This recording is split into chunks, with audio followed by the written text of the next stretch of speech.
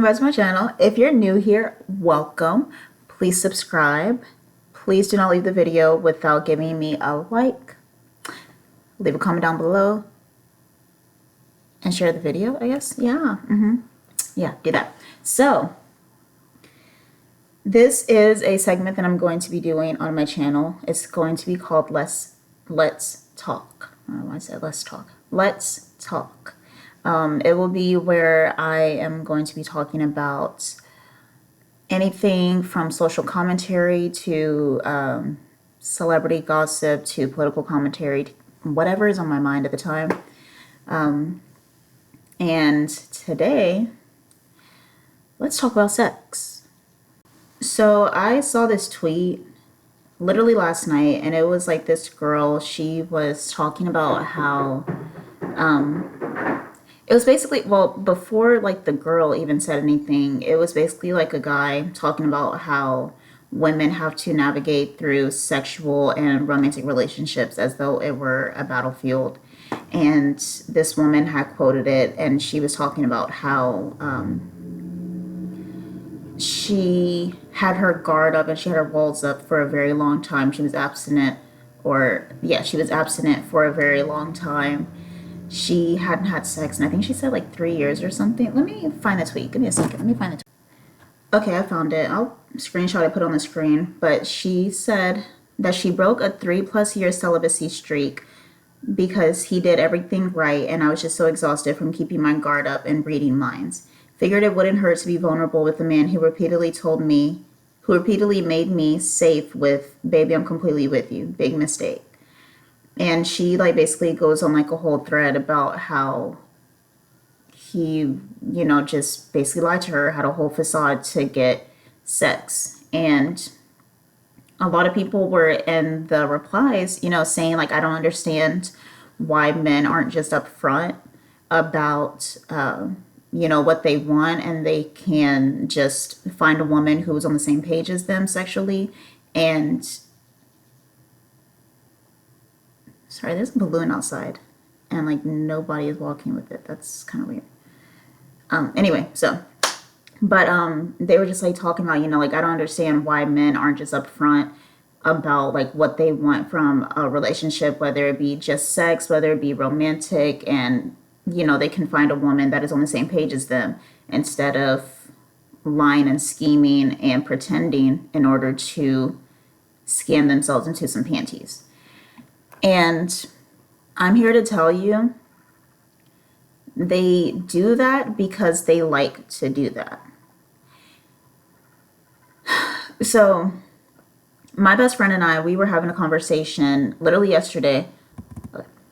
We were having a conversation yesterday about, the whole Diddy being a sexual deviant situation. And I was saying, she was like, I don't really understand like why they go for that, or like, I think I had said that, like, I don't understand like why they always go to being a sexual deviant when they have money.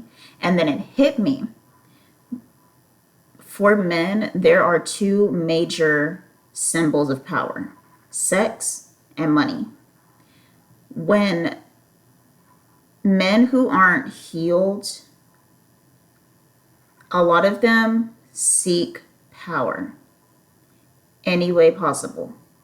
So look at it this way: when there's a group of friends and they're not actually healed mentally, they haven't matured, whether they be 15 years old or whether they be 47 years old, if they are not mentally matured and mentally healed, the friend in the group that makes the most money is the one that's the leader. If they're all broke, like let's say they're too young for money to be like a major factor in their lives, then the one who gets the most bitches is the leader of the group. And that's just the way that they see as like dominating. Money and sex leads back to power for a lot of men. And so that's why whenever They lie and scheme and cheat and pretend to get into a woman's panties. They do that for the thrill of it. They do that because they want to feel the power that comes with being able to conquer a woman who isn't readily willing to give sex to him. It's a whole thing of like being able to win it. And a lot of men who don't have money, they'll do that instead, because the men who have money but are still always seeking power, they use their money to leverage the power they get with their money to obtain sex from people. But when they don't have money, that's when they go to lying and cheating and scamming and pretending. And the thing is, a lot of the broke boys that chase after sex and, lie to get sex, they're still always obsessed with money. Like, don't get it wrong. Just because they're broke doesn't mean that they want to be broke. They're broke because, you may always see them chasing a bag, but the bag may just be a little bit too fast for them to catch. But pussy isn't. They could go around the corner and find a woman who, seems like a challenge to them. And so they'll sit there and they'll start lying. That's when you get I don't want anybody else, I just want you. That's when you start getting the love bombing and, the lying, the pretending, the asking the woman, what do you want in a man? What do you want in a man? So he could figure out exactly what type of man he needs to be in order to get you to drop them draws. And that's the whole point of it. And so I used to be like one of those people that was just like, I don't understand like why men aren't just up front. And I remember when I was 20 years old, I went through a romantic thing with a guy. He literally broke my heart so bad. And he like wasn't honest and upfront with what he wanted, or at least like he wasn't honest and upfront with who he was looking at. Like, I didn't know that he was seeing other people because he had told me that we were going to be exclusive. Another thing, ladies, let's be like so for real right now. Stop being exclusive to a man that is not being exclusive to you. Like, and what I mean when I say that is the only thing that deserves exclusivity is a man who has told you he wants you to be his girlfriend and you have said yes. If those two things have not occurred, if he has not, one, asked you to be his girlfriend, and two, you have not said yes, why are you cutting off everybody else? Like, I understand it's natural to like, it's natural to start dating a guy and you really like him. So you start like cutting people off and like, you just start focusing on him. But if you see it's not going nowhere, or if at the very beginning you're starting to cut people off because he says, I just want you to focus on me and I'm gonna just focus on you, don't do that shit. Don't fall for that shit. Those are the men that ask you to do that are the men that's not worth the fucking damn. Okay? They're not worth a damn. My current boyfriend, when I started dating him, because I had learned back when I was 20 to not do that shit no more. And so like when I was dating men, I would tell them like, hey, just a heads up, I'm seeing other people. Like, and if you want me to not see other people, then you need to tell me that you want me to be your girlfriend. Otherwise, I'm going to be seeing other people because there are other people that are showing interest in me. There are other people that are taking me on dates that, see potential in me and things. And I'm not going to pass that up simply because you want me to focus on something that isn't even real. That's the thing. It's not even real. It's not even real. You like, if somebody's asking you what's going on between like what you and somebody else are, like let's say you're seeing a guy and you've cut everybody else off and you're only seeing him and you're being exclusive to him, but you don't have a relationship. If your mom were to ask you, oh, like, Are y'all two in a relationship and you got to sit there and do a whole long drawn out explanation of what's actually going on? That means that there's nothing going on. Like, let's be so for real. There's nothing going on. Y'all are absolutely nothing to each other. Y'all might as well be fucking strangers. Stop cutting off everybody and stop being exclusive to a man that is not showing exclusivity to you. I say this all the time. I say this all the time. And like, people are like, yeah, no, but like, that's so bad. And like, I don't want to be a hoe. But who gives a fuck? That's also another thing with the whole sex thing. It's like, who cares? Who cares? When a man is, when he sees you as a challenge and he goes and he lies and he schemes and blah, blah, blah, blah, blah to get into your drawers, he does that because he knows that just like him, you put sex on a pedestal, but you may put sex on a pedestal for a completely different reason than he does. You put sex on a pedestal because you feel like it is the pinnacle of intimacy. And it is just something that like you shouldn't share with everybody. It's not a moment you should share with everybody and blah, blah, blah, blah. He puts sex on a pedestal because it makes him feel like the man. When he can't go get a bag, he'll go get some sex. And it makes him feel just as powerful. You need to take the power from their hands. Sex is sex. Like, at the end of the day, that is all it is. Sex becomes the pinnacle of intimacy when you have an intimate, close relationship with the person. It's not automatically intimate just because you have it with anybody. Sex is not something that needs to be automatically cherished and automatically seen as the pinnacle of intimacy. You could have it with anybody, and that it doesn't take away from sex and it doesn't give anything more to sex. Sex is what you make it, and it's who you make it with.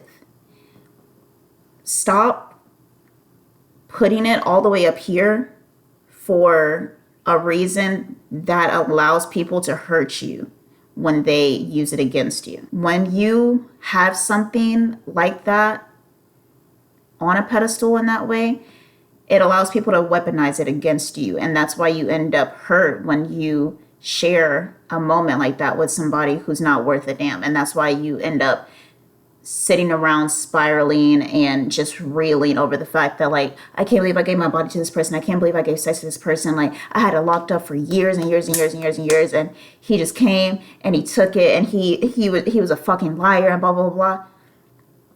Stop giving them the power to make you feel that way. And it's not even victim blaming. It's at some point they're going to be dogs no matter the fuck what. Men are disgusting, dirty, low down, filthy animals. Like, that is the nature of a man.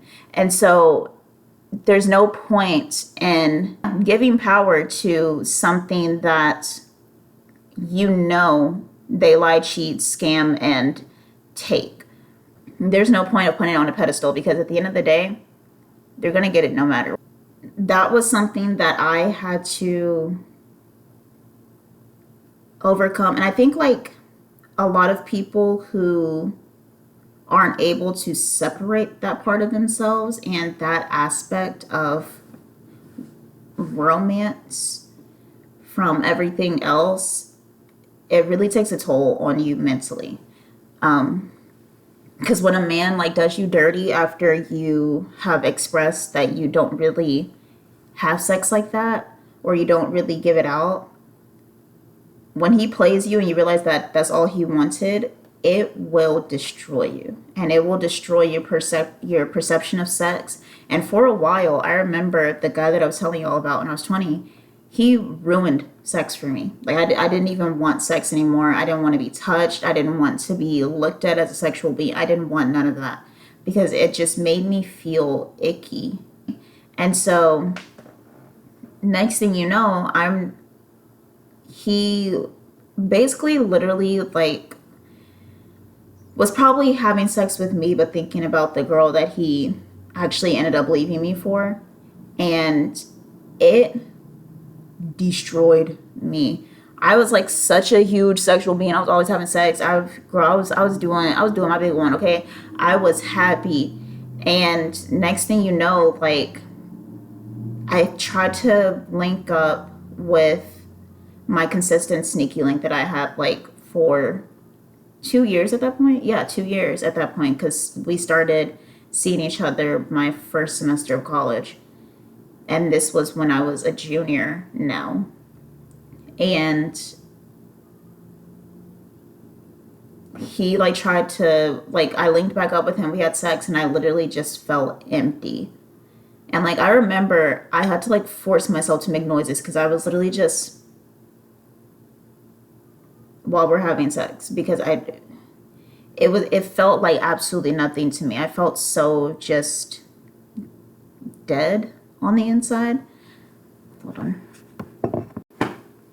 But yeah, so don't think that I'm like saying this because like I've never had, you know, a connection to sex. I've had connections to sex and it was just, it can really ruin you. And so this is coming from somebody who has been through it. Stop seeing sex as something that is worth valuing in that way. It doesn't need automatic value. It will, the person that you're having it with is what will create the value for you. And so when you finally just start seeing sex as sex, it'll help you a lot more to be able to just charge it to the game when a man was sitting there lying and scheming and blah, blah, blah, blah, blah, because you're just like, he was a dog ass nigga anyway. You know what I mean? And so it's just, I know it's hard. I know it's harder said, easier said than done, but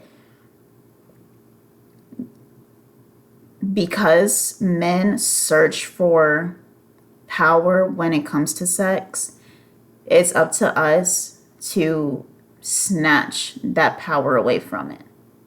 To literally just,